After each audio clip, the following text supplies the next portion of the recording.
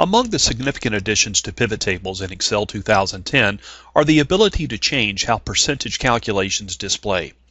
More specifically, users now have the options of showing data as a percentage of the parent row total, a percentage of the parent column total, or as a percentage of the parent total.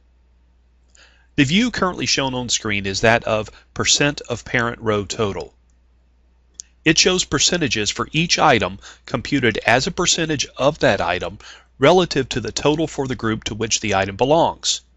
Further, the total for each item group is expressed as a percentage of that total relative to the total for all item groups. The next view we see is that of percent of parent total.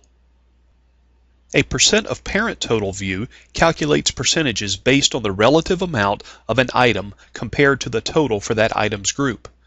The totals for each group are not expressed as relative totals compared to all groups. Our final view is that of percent of parent column total. A percent of parent column total view shows the percentages for each column of each item calculated as that item, relative to the total for all columns of data for that item.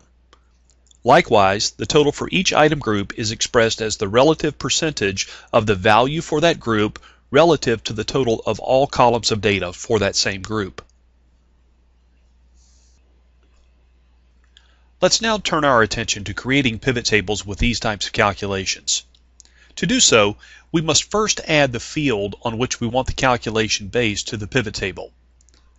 In this case, even though we already have the sales data on the pivot table, we need to add the sales field a second time because we want a different type of calculation to appear for that data.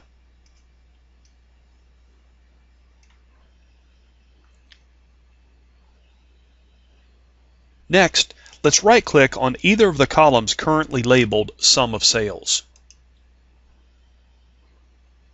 Upon doing so, we will choose the Show Values As option, which then presents to us the new percent of parent options discussed previously. In this illustration, we will choose percent of parent row total. And upon doing so, we find that the pivot table now displays those percentages. Of course, if we want to change those percentages, simply return to Show Values As and change the percentage to the desired option.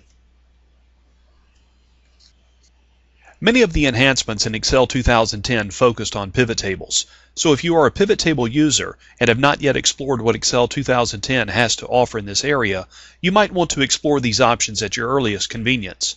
You might find some functionality present that you have needed for some time. On behalf of everyone at K2 Enterprises, thanks for taking time to watch this video tip.